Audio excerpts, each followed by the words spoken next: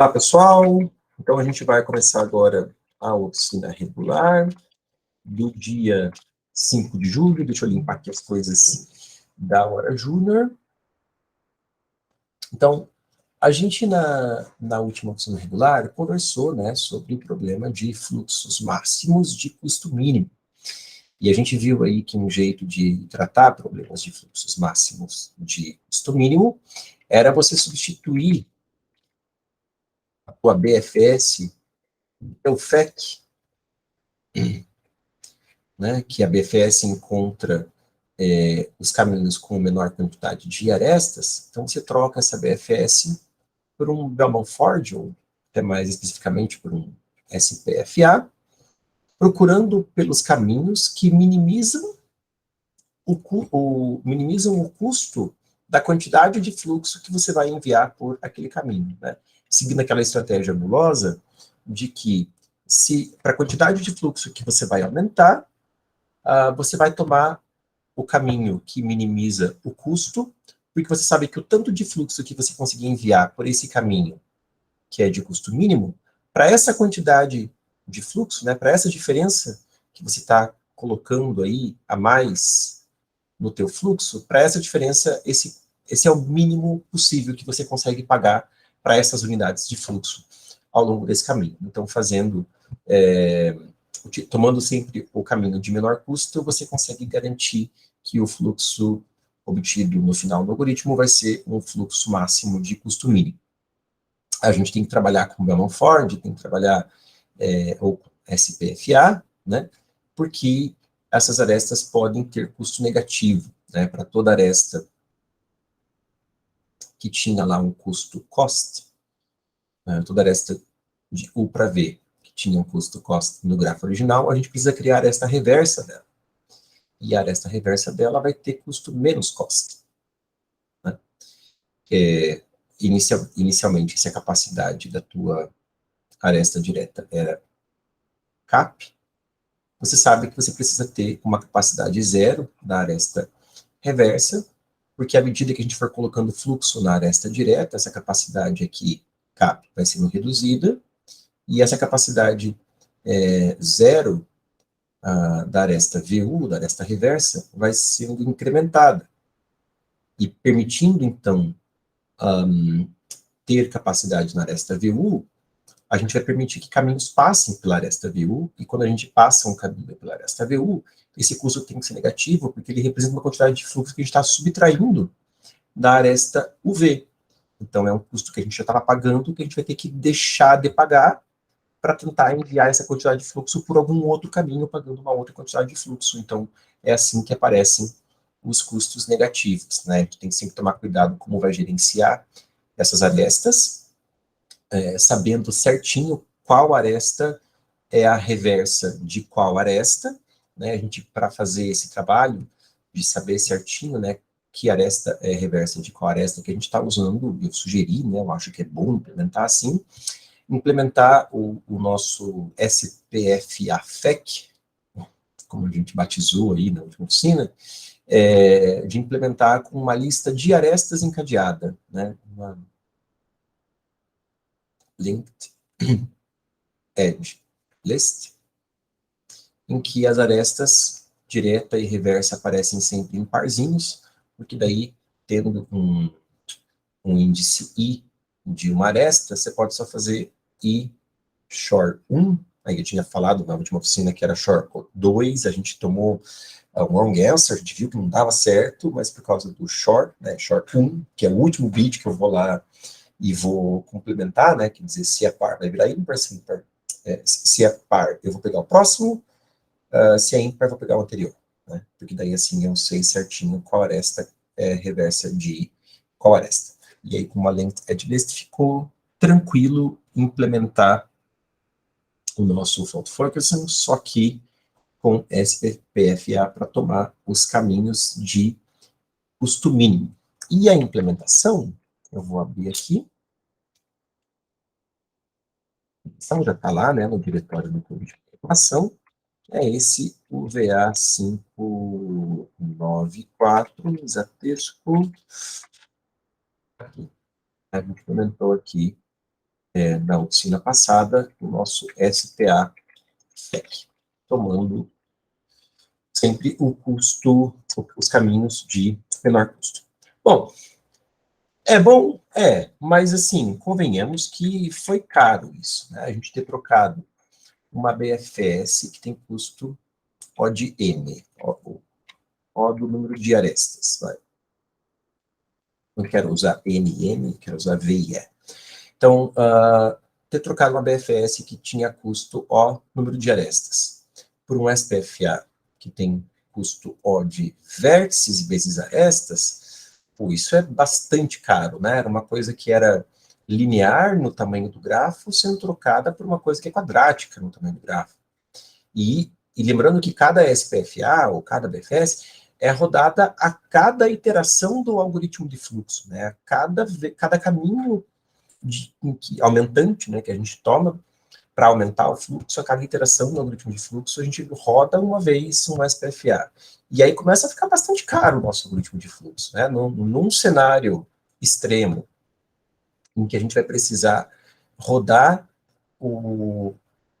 rodar O de vértices vezes arestas, vezes o número de iterações do algoritmo de fluxo vai ser O de V vezes E, então o total aí vai ser V ao quadrado, E ao quadrado, né? Vértice ao quadrado, vértice ao quadrado. Isso é bastante coisa, é um algoritmo super caro, e claro que essa análise aqui é muito relaxada, né? Volta e meia a gente pode fazer análises mais finas, dependendo do problema, então não é sempre que a gente vai pagar, no pior caso, esse vértice ao quadrado é ao quadrado, mas a gente tem que lembrar que a complexidade aí vai ser justamente o número de iterações vezes o quanto custa cada iteração, e o problema é que cada iteração que antes custava algo linear no tamanho do grafo, agora custa algo quadrático no tamanho do grafo. E isso pode ser coisa demais para pagar. Seria bom se esses caminhos de menor custo não fossem tomados com Bellman-Ford, com SPFA. Né? A gente adoraria tomar esses caminhos de menor custo com Dijkstra. Por quê? Porque Dijkstra tem complexidade linear no tamanho do grafo com o fator log. Né? É linear com o fator log, complexidade de um Dijkstra. Isso é bom pra caramba, né? Se a gente pudesse substituir o SPFA ou o Bellman-Ford por um Dijkstra, a gente ia ficar muito, muito, muito, muito feliz. O problema é que a gente não pode. E a gente não pode por quê? Por causa desses malditos custos negativos que aparecem aí nas arestas reversas. Né? Então, se inicialmente, para a primeira iteração, esses custos até que não seriam um problema, porque esses custos negativos só acontecem em arestas reversas, e as arestas reversas, a gente pode perceber que inicialmente elas têm todas capacidade zero, né? E elas tendo capacidade zero, elas não vão ser consideradas para tomar o caminho de menor custo. Então, a princípio, não haveria problema, mas, assim, é começar a mandar fluxo aí para as arestas, que essas arestas vão deixar de ter capacidade zero e vão começar a complicar muito a nossa vida, né? Então, a gente realmente não pode deixar o Dijkstra rodar em grafos que têm arestas com custo negativo, porque o Dijkstra não funciona em grafos com custo negativo. Qualquer um que já tenha feito aí análise da corretude do Dijkstra sabe que um passo que você faz na prova da corretude do Dijkstra aquele passo depende exclusivamente do fato de que a aresta não tem um custo negativo. Senão, o Dijkstra não é correto. Né? Ele não encontra um caminho de menor custo. Diferente do Bellman-Ford. O Bellman-Ford, ele funciona, inclusive, para grafos que têm aresta com custo negativo, né? Claro, desde que não haja ciclos negativos no grafo, mas também se houver ciclos negativos no grafo, aí não tem caminho mínimo, né? Não tem caminho de menor custo, porque a gente pode arbitrariamente decrescer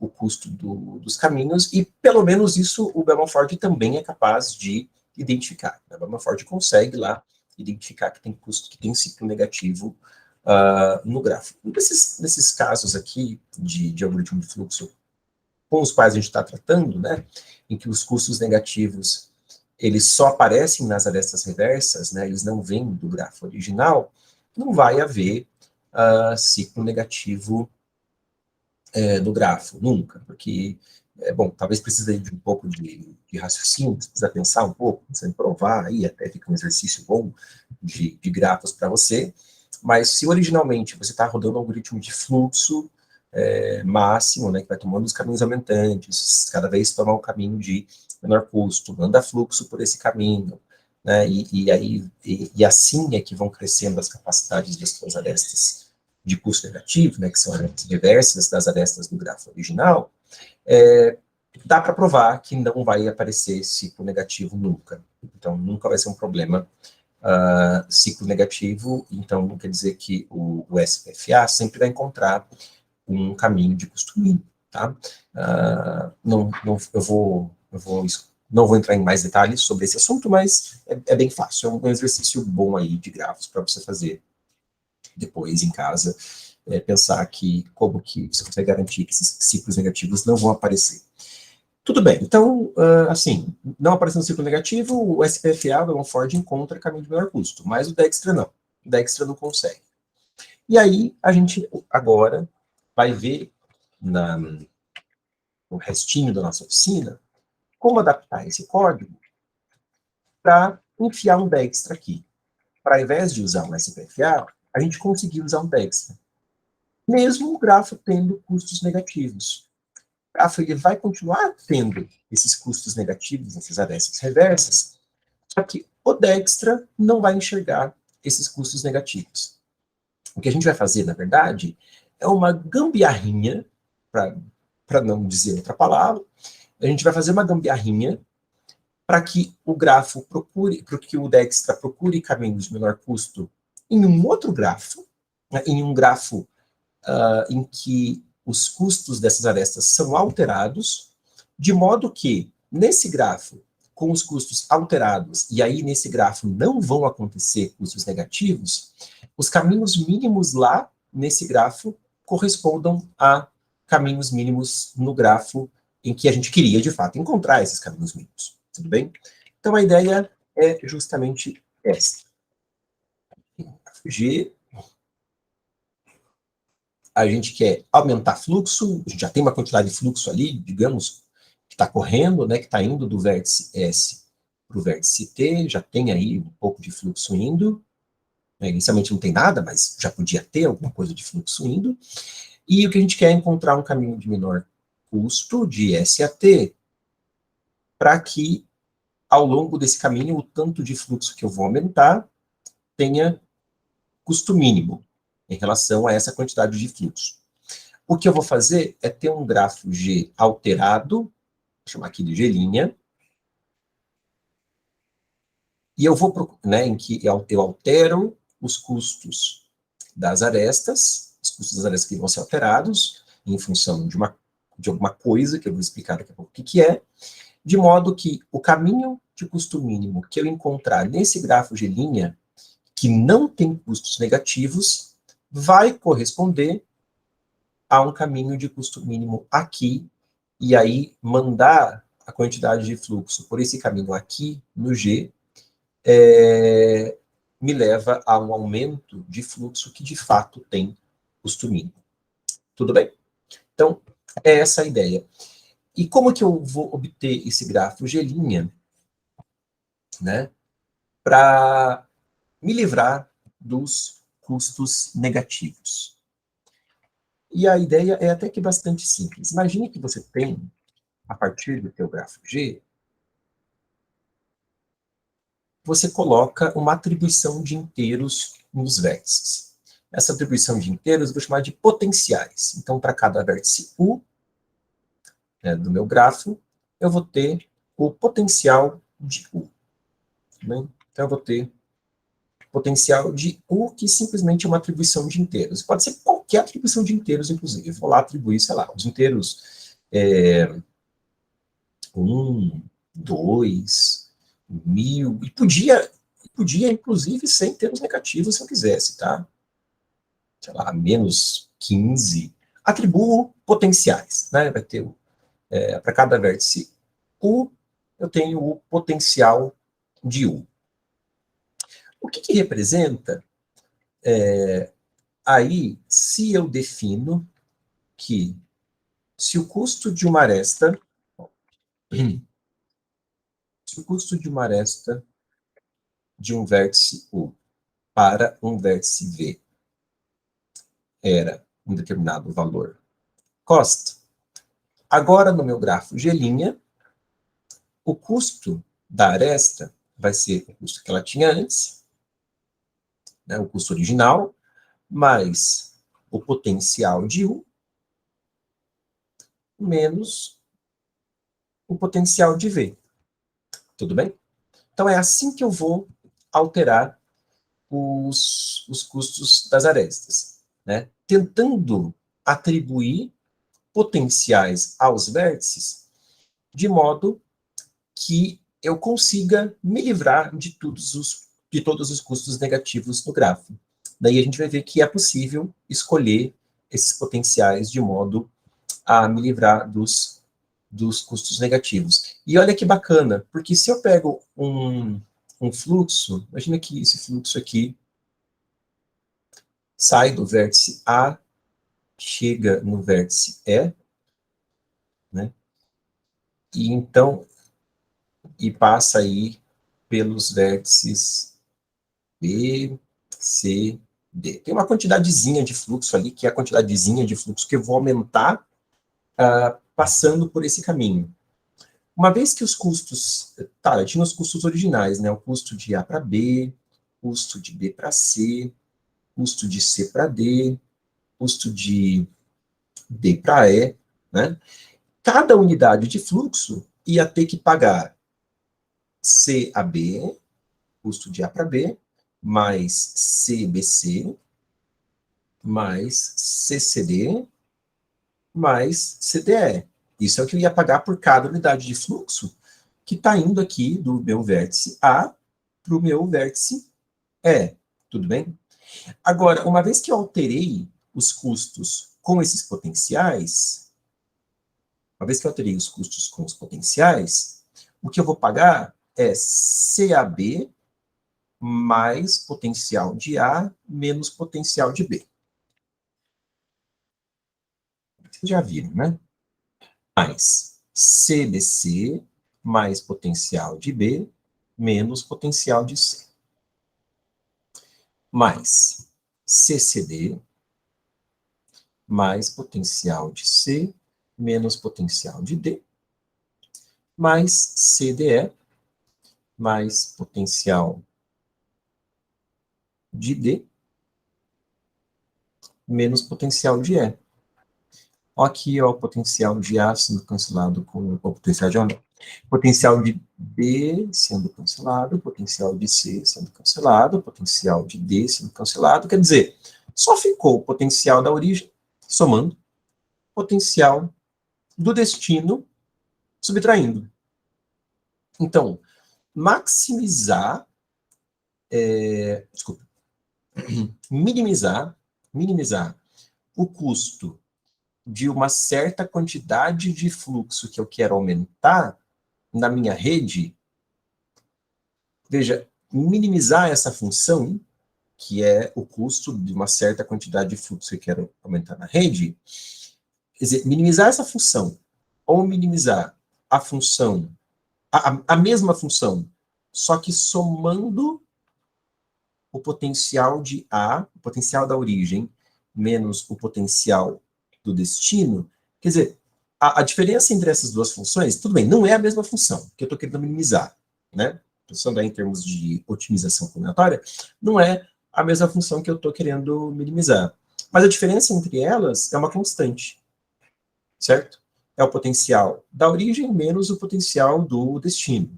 Então, se eu minimizo a função alterada, considerando os potenciais, isso implica numa minimização da função original. Eu só preciso considerar aqui a diferença que é o potencial da origem menos o potencial do destino. Então, se eu uso um Dijkstra para achar o caminho de menor custo no grafo, considerando os potenciais, esse caminho de menor custo no grafo com os potenciais, com certeza corresponde a um caminho de menor custo do grafo original, e eu posso segui-lo lá no grafo original sem medo de ser feliz, fazendo as devidas atribuições de fluxo nas arestas diretas e removendo, né, as capacidades das arestas reversas, e vai dar tudo certo. E basicamente é isso. Tá? Eu talvez estou sendo aqui um pouco simplista, escondendo com certeza todas as demonstrações que precisa se fazer, quando se fala desse assunto com um pouco mais de seriedade, né? Mas aqui a gente não quer provar muitas coisas, a gente quer mesmo entender mesmo como os algoritmos funcionam, mas eu super convido vocês a lerem materiais sobre fluxo máximo de custo mínimo usando Dijkstra e potenciais, tem vários materiais bons, até mesmo de programação competitiva, no Topcoder, acho que tem um material bem legal, que faz as provas, que faz as demonstrações, que faz as contas, e aí vai convencer vocês. Acho que no Codeforces também tem material bacana, então vocês podem olhar lá e se convencer de que os caminhos mínimos no grafo com potencial correspondem aos caminhos no grafo original. E, bom, e basicamente é isso, tá? A gente só precisa tomar alguns cuidados na implementação, até porque eu não falei como é que a gente vai atribuir esses potenciais, né? Esqueci de falar como que a gente vai atribuir esses potenciais, mas eu posso pensar em começo para todo vértice do grafo, eu acho qual que é a sua distância em relação a cada vértice U, eu acho qual que é a sua distância em relação à origem. Distância aqui no sentido de custo do menor caminho, custo do caminho de menor custo, tá? Então, saber qual que é o custo do caminho de menor custo para todo vértice U, da origem até o vértice U, eu sei qual que é essa distância eu calculo, evidentemente, no primeiro momento, eu calculo com o Damonford, tá? No primeiro Damonford eu vou usar, porque eu vou ter arestas de custo negativo aí, né, inicialmente, mas isso já é suficiente para fazer uma primeira atribuição dos potenciais, porque daí o potencial de cada vértice U vai ser a sua distância. E o potencial de cada vértice U ser a sua distância vai vai fazer com que eu não tenha mais custos negativos na aresta, né? Porque, bom, deixa eu pensar, vai. Se eu tinha esse vértice A e esse vértice B, tudo bem? E o custo de A para B era menos 2. O potencial de A, né, a distância da origem até o vértice A, era um caminho aí que tinha custo, por exemplo, 6, né? Com certeza, o potencial do B pode ser 4, né? Porque um caminho mínimo de S até A, tomando a aresta AB, vai me dar um caminho de custo 4. Mas podia ser até algo menor ainda do que 4. Podia ser 3, podia ser 2. Agora, com certeza, o potencial de B não vai ser 5, né? E por que não vai ser 5? Ora, não vai ser 5 porque não tem como caminho mínimo de S a B ter custo 5, sendo que eu posso tomar o caminho de S a A, que tem custo 6, e a aresta de A para B tem custo menos 2, 6 menos 2, 4. Tudo bem? Então, quando eu fizer o custo de S para A, que é 6, certo? Desculpa. O custo de A para B, o custo da aresta AB, custo original, menos 2. Mais o potencial, né? Mais o potencial aí de A, que é 6. Menos o potencial de B, que é 4. Veja que essa diferença aqui né? 6 menos 4, isso vai dar 2, no caso extremo, né? No caso em que o potencial do B é 4. Se o potencial do B fosse 3, ou ainda menor, isso aqui daria uma coisa maior do que 2 até. Então, isso aqui, a conta, né? O custo da aresta, considerando os potenciais, vai dar, no pior caso, 0, mas pode dar uma coisa até maior do que 0. Menor do que 0 não vai dar, porque para dar menor que 0, eu teria que ter o potencial do B maior do que a sua distância, né? Teria que ser, por exemplo, 5, daí a diferença aqui seria menos 1, e eu conseguiria ter uma coisa negativa, mas isso não vai acontecer. Tudo bem? Então, fazendo essa atribuição inicial dos potenciais, sendo as suas distâncias em relação ao Bellman-Ford, essa primeira rodada da Bellman-Ford, já me livra dos custos negativos para a primeira iteração do Dijkstra, e aí toda vez que eu rodo o Dijkstra no grafo, e eu calculo as distâncias, eu posso pegar o potencial que já estava em cada vértice e só acumular ele em relação à distância que aquele Dijkstra encontrou. Então, a cada vez que eu vou rodando o Dijkstra e encontrando as distâncias no grafo G', né, e por mais que isso vá alterando ali os custos da aresta, eu só vou acumulando o potencial, vai crescer um monte, mas não tem problema, a gente bota long e crê que aguenta, né, justamente para que não corra o perigo de que o custo das arestas fique negativo, né? Eu sei que se eu acumular sobre o potencial a distância de que vai calculada por cada destra, vai dar certo, porque daí que você já está considerando os acúmulos, né, os custos acumulados em relação às iterações anteriores, então é só mesmo continuar acumulando aí sobre os potenciais as distâncias, e eu não vou ter perigo de o Dijkstra considerar arestas com custo negativo no grafo modificado. Beleza? Deu para entender mais ou menos a ideia? Sim? Ok. Uau, são 10 para as 8. Eu vou... Então, vamos codar. Eu vou só copiar aqui o diretório do clube, CBA, Satesco. Ele vai ser identificado lá no diretório do clube como... vai estar lá, claro, os fixos Satesco, mas eu vou colocar um 10. Assim. Vai estar 10 traz Satesco lá no diretório do clube. Aqui eu vou deixar só 10. Aí eu coloco os fixos Satesco para não mover lá para o post, tá? Então, eu vou abrir aqui. A gente copiou, que a gente vai alterar. Deixa eu alternar o modo de apresentação.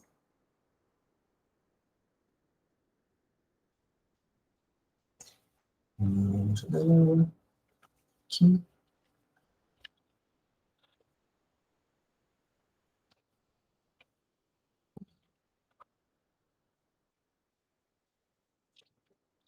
Tem um monte de notificações do Chrome.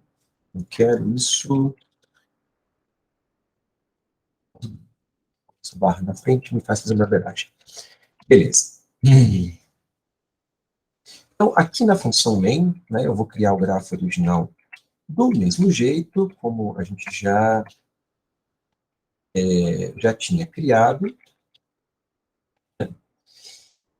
Beleza. Mas, além disso, eu vou, antes, né, de rodar o nosso, antes que era SPA-FEC,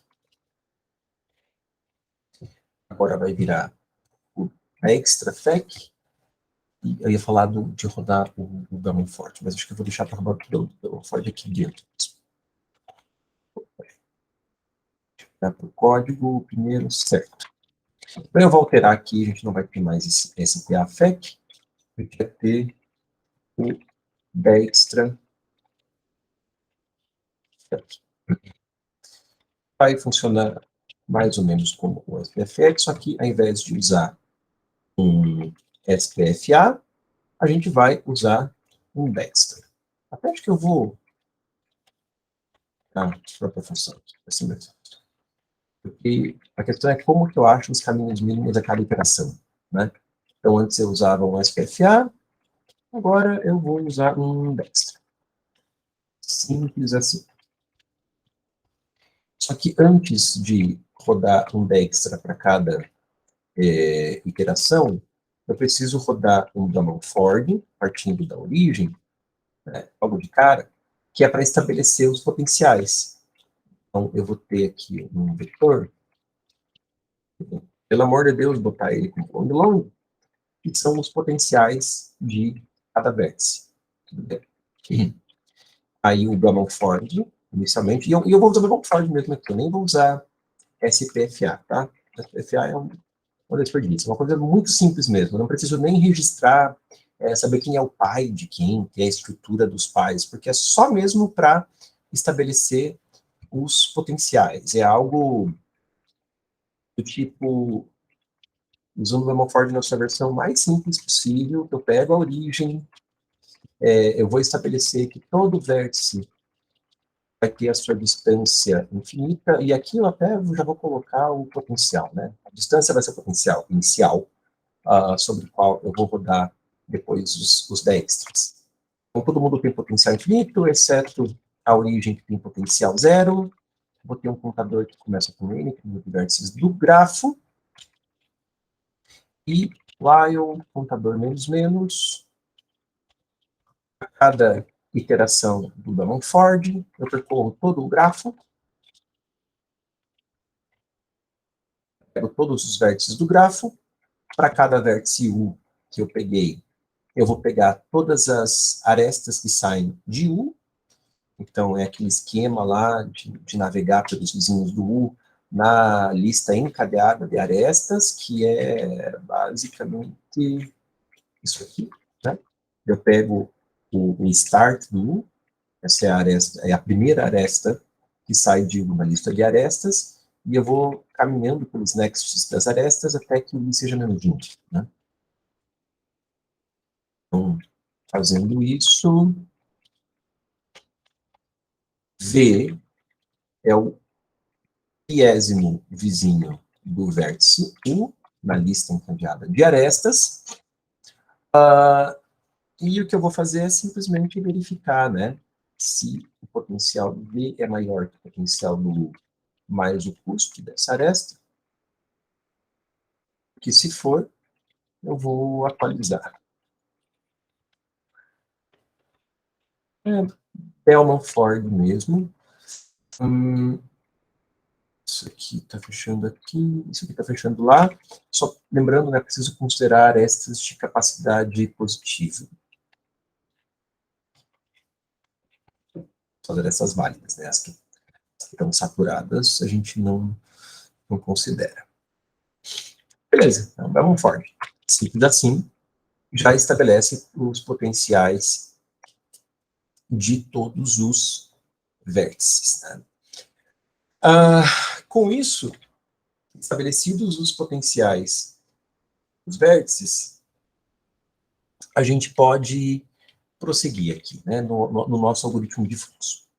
No algoritmo de fluxo, vai funcionar basicamente do mesmo jeito, quer dizer, a gente encontrou lá o gargalo que veio do nosso Dextra. O Dextra a gente não implementou ainda, a gente já vai implementar. Mas o Dextra, ele encontrou lá um gargalo, e o Dextra estabeleceu essa estrutura de pais, do mesmo jeito que a gente tinha estabelecido os pais lá no SPFA. Lembra, né? No SPFA, o que a gente faz, basicamente, é aqui encontrar o gargalo no caminho, e para cada vértice, saber quem é o seu pai. O seu pai, na verdade, não é um vértice, e sim uma aresta. O pai de cada vértice é a aresta de onde eu vim para aquele vértice no caminho que foi encontrado. A gente viu que é importante você lembrar a aresta, e não o vértice de onde você veio. Tendo essa estabelecida, né, essa estrutura dos pais de cada vértice, então, assim como o SPFA encontrava o gargalo, quem vai encontrar o gargalo é o Dextra vai retornar o gargalo, e o fluxo vai aumentar em relação ao gargalo. Né? A gente vai, essa quantidade de fluxo aí que vai passar pelo gargalo é o aumento do fluxo nesta iteração do algoritmo de fluxo. O que a gente não pode mais fazer é isso aqui, porque a distância, né, a distância de cada vértice lá do Dijkstra não corresponde mais à distância real, ao custo do caminho de menor custo que o Dijkstra encontrou, porque o Dijkstra trabalhou com as distâncias alteradas em relação aos potenciais, né?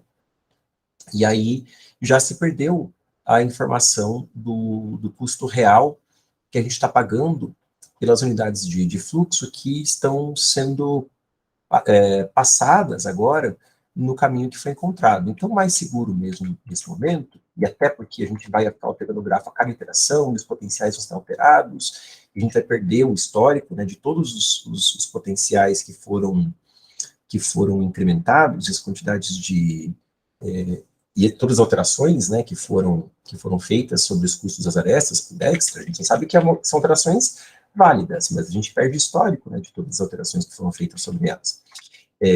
Então, o que a gente vai fazer aqui é, na medida que uma aresta ganha fluxo, a gente incrementa o custo. A gente sabe que o valor do gargalo foi o que está passando agora de fluxo por aquela aresta U, né? Então, o custo real dessa aresta U é o que a gente vai pagar por cada uma dessas unidades de fluxo, né? O custo real dessa aresta U, que a gente não mexe, tá? Isso é importante, é deixar aqui nessa struct head, né? A gente tinha o custo da aresta, deixa o custo original, porque eu sei que o Dijkstra, ele vai encontrar o caminho, né? O Dijkstra encontrou o caminho, ele vai dizer, passa fluxo por essas arestas aqui. O Dijkstra está com a informação errada sobre os custos das arestas, mas você tem a informação certa. Você, o algoritmo de fluxo, né? Você tem a informação certa sobre os custos dessas arestas, então você vai ao longo do caminho que o Dijkstra encontrou, e ali você vai somando o preço correto, né? A se pagar por aquela quantidade de fluxo que você está passando pelo caminho que o Dijkstra encontrou com as distâncias erradas, digamos assim. Tudo bem? Beleza. Basicamente, essa alteração que a gente tem que fazer no algoritmo de fluxo, que é só basicamente chamar o downforward e deixar para o custo ser somado a cada aresta, né, para que fiquem certinho os valores. Vamos implementar o Dijkstra, né, que vai entrar no lugar aqui desse SPFA. Tudo bem? A função de adicionar aresta, etc., isso aqui continua igual no nosso código, não vai ter alteração. Então, algumas coisas daqui vão ficar, né? A gente, por exemplo, vai estabelecer inicialmente o pi de todo vértice como -1, inicialmente a distância de todo mundo vai ser infinita, mas aqui eu nem vou mais chamar esse valor de distância, porque não é a distância, né? É a distância lá no grafo alterado, considerando os custos das arestas, com a alteração somando os potenciais, né?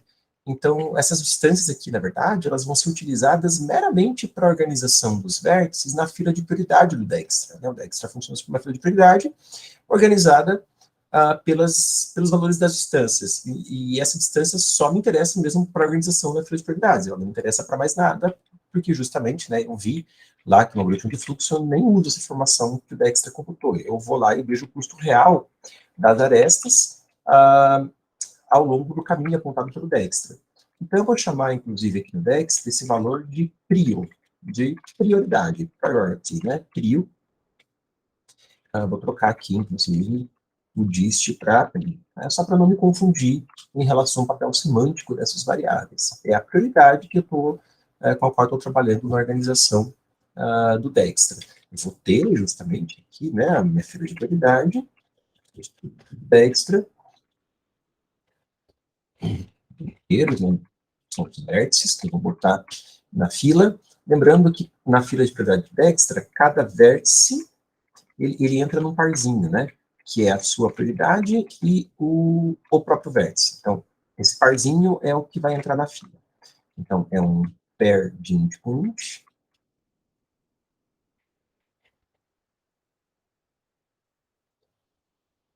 que é organizado sobre um vector de pairs de int com int, que é uma min heap, né? A gente coloca o greater e é um Dextra, né? A gente já codou o Dextra várias vezes aqui no campo de programação, inclusive na jornada de iniciação. Beleza, então cada vértice inicialmente tem a sua prioridade infinita, exceto a origem, que tem prioridade zero, e a gente inicializa a fila de prioridade, colocando lá a origem com a sua prioridade, que é zero. O código do SPFA eu vou deixar, porque algumas coisas eu vou roubar dele. Então, enquanto a fila não está vazia, a gente vai seguir, a gente vai iterar o Dextra. Então, em cada iteração do Dextra, sai um vértice U, né, lá do topo da... é o vértice U que está na vez de ser atendido da fila de prioridade. A gente precisa ter o visitado, né, aquele esquema de que com essa implementação do Dextra, o vértice pode ser inserido na fila de prioridade mais de uma vez, então a gente só considera a primeira vez que esse vértice sai da fila de prioridade, por isso precisa chegar aqui no visitado de todo vértice é zero. Então, se o vértice saiu da fila de prioridade e ele já está visitado, a gente continua, se não, a gente coloca o visitado igual a 1. Agora, para o vértice U, que foi atendido, que está sendo atendido, né, acabou de sair da fila de prioridade, a gente vai considerar todos os seus vizinhos, né? Por isso que eu até deixei aqui o código do SPFA, que considera os seus vizinhos é isso aqui. Eu pego todos os vizinhos V do vértice U. A cada vizinho V desse, eu vou justamente verificar. Pô, essa aresta é uma aresta válida, né? Tem capacidade positiva, e a distância do V é maior que a distância do U, mais o custo, só que, e aqui está o coração da coisa, né, a grande cereja do bolo, eu não vou só pegar o custo original da aresta, né? É o custo da aresta mais o potencial de U menos o potencial de V, como eu falei para vocês lá na lousa, né? Então, este valor aqui é que eu vou considerar. E não é dist, né? Prioridade. V, prioridade do U, mais o custo, mais o potencial do U, menos o potencial do V, né? Esse cara aqui é o que eu vou atribuir para a prioridade de V. Quando começa a ficar um negócio grande assim, eu tenho medo de ficar copiando e colando, porque vai que eu bote um bug no código nessa linha, aí eu vou corrigir aqui e vai ficar errado na linha de baixo, né? Então agora acho que está na hora de eu pegar uma variável temporária,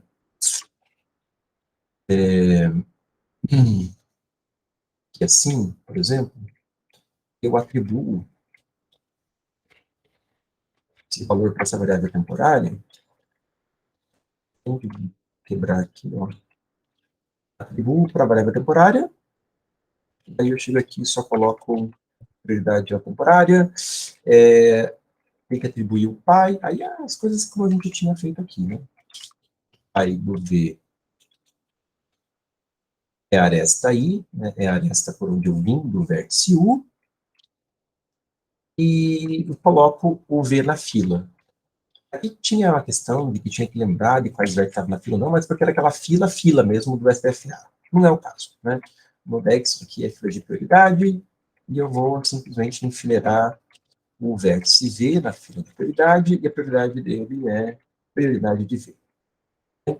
Até vou excluir aqui do array em que a gente não vai mais utilizar. Beleza. Com isso, bom, é Dexter, né? Não tem muito segredo. A gente define a prioridade, a nova prioridade do vértice, né? Relaxou a prioridade dele, atualizou o seu pai, botou ele na fila de volta, fechou, né? Aqui fecha esse if, aqui fecha esse for, aqui fecha esse while. Daqui em diante, segue como a gente tinha no SPFA. Se a distância do destino continua infinito, retorna a zero. Quer dizer, caminho não foi encontrado. Se não, vamos achar o gargalo do caminho. Bottleneck começa como infinito, percorre o caminho, atualizando o bottleneck, né, para ver qual que é a aresta ao longo do caminho que tem menor custo, menor capacidade, desculpa. Retorna o gargalo, né, o bottleneck, retorna o gargalo. E é isso. A gente não tem mais que fazer alterações, né? Foi basicamente trocar um SPFA por um extra no código, lembrando, né, de considerar os potenciais. Ah, eu não atualizei os potenciais, né? Eu defini os potenciais inicialmente aqui no Ford, eu preciso atualizar os potenciais. Então, depois de cada Dijkstra, preciso atualizar os potenciais. Preciso fazer isso aqui, ó. Cada vértice do gráfico, eu vou lá e o potencial do U recebe aquilo que o Dijkstra computou, né, de prioridade para aquele vértice. Eu acumulo esse valor sobre o potencial. Tudo bem? Para a próxima iteração do Dijkstra. E assim, esses potenciais vão crescendo, ficando bem grandes, mas tudo bem, é só para garantir mesmo que os custos nunca vão ser negativos. Ok? Dúvidas, perguntas, comentários? Não? O pessoal que está aí presente já tinha trabalhado com fluxo máximo de custo mínimo com potenciais? Pedro? Pietro nunca? Pedro sim, Pedro? Também não? Oh, não. Ninguém tinha visto, então. Fernando falou que só viu nas oficinas. Legal. Bacana. Então, vamos alternar aqui o modo de apresentação, compilar, testar, submeter e encerrar por hoje. Aí a gente vai se ver daqui a algumas semanas só, né? Entrar em recesso, dar uma descansada, quer dizer, eu vou descansar, vocês não, porque vocês têm interesse aí em competir, em ir para a final mundial do CPC, né? Eu, infelizmente, não posso, não sou mais elegível, mas vocês continuam treinando e vão, então, vocês aproveitem esse recesso para dar um gás e passar o máximo de problemas possível para conseguir chegar bem afiado aí no próximo semestre, né, aqui para o clube, e também quando chegar a maratona, fazerem uma boa prova, né. Vamos embora. Esse é o VA Dijkstra. Nossa, deu um monte de erro. O não foi declarado na linha 53. Tá bom, sem problema não. Declaro o I também, já vi que não tem I ali embaixo, que não foi declarado. Tá tudo certo. Só que aqui eu vou ter que remover essa declaração do I, né?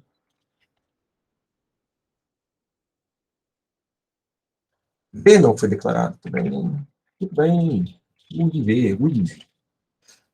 UIV de algoritmos de busca em gráficos.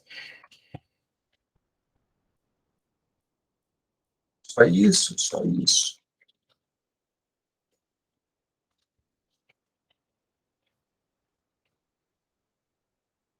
Esse problema aqui, eu ia comentar ele com vocês, mas eu nem vou comentar. Até porque, assim, dá para resolver com algoritmo de fluxo máximo de custo mínimo usando DEGs potenciais? Sim, só que não. Dá a resposta certa, mas não é suficiente para passar o time limit, então eu queria deixar o gancho justamente de motivação para a próxima oficina, em que a gente vai ver o algoritmo húngaro, que é o que a gente realmente precisa para passar esse problema, né? Daí eu deixo para comentar, então, na próxima oficina regular que a gente tiver, em que eu explico como usar Dijkstra com potenciais para resolver esse tipo de problema, porque pode ser que seja suficiente, dependendo do problema, pode ser que seja suficiente, só que, infelizmente, para este problema aqui não é. Né? Aqui o N é muito grande e o time limit é muito pequeno, e aí não é suficiente para passar um limite. E não é por pouco, viu? baixei, como isso aqui caiu agora, né, na última final brasileira de 2021, foi em Gramado, né, agora em março, a final de 2021 foi em março de 2022. Então é um problema que tem as bases de dados ali na própria página da maratona, né? Eu baixei as bases de dados, eu testei o problema com Dextra, com potenciais, que é um jeito de resolver esse problema, e deu certo todos os valores, né? Não deu wrong answer, mas o time limit passou por muito pouco na minha máquina. Então, no NubiCrowd não passa da time limit também, fiz o teste da time limit, mas passa com algoritmo húngaro, que é para esse tipo de problema aqui, é substancialmente mais rápido. Não é, assim, não é tão substancialmente assim, a diferença não é tão grande, mas é o que precisa para passar o problema, você precisa do algoritmo húngaro, tá? Então, o algoritmo húngaro vai ser justamente o próximo assunto das oficinas regulares, né, para quem não conhece aí o algoritmo húngaro. Bom, aqui, então, não vou falar sobre esse problema hoje, até porque já não dá mais tempo. Deixa eu pegar aqui os casos de teste deste problema do VA, então, que foi que a gente adaptou da oficina regular passada. Por que não está vindo? Será que eu tenho que baixar o PDF? Depois baixando o PDF, deu certo. Muito bem. E lembrando, né, que o PDF está com erro. Apertou isso também na oficina regular passada. Aqui não é para ser 1, vai para ser 10, inclusive para bater com o que está na figura. 80, 40 impossible, que é a resposta. E aí a gente pode vir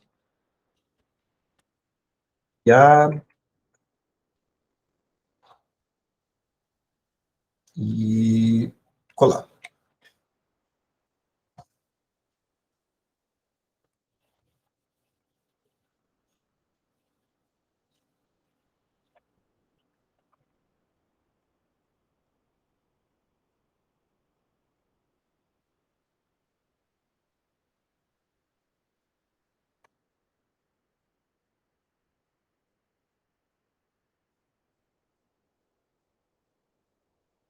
Processando.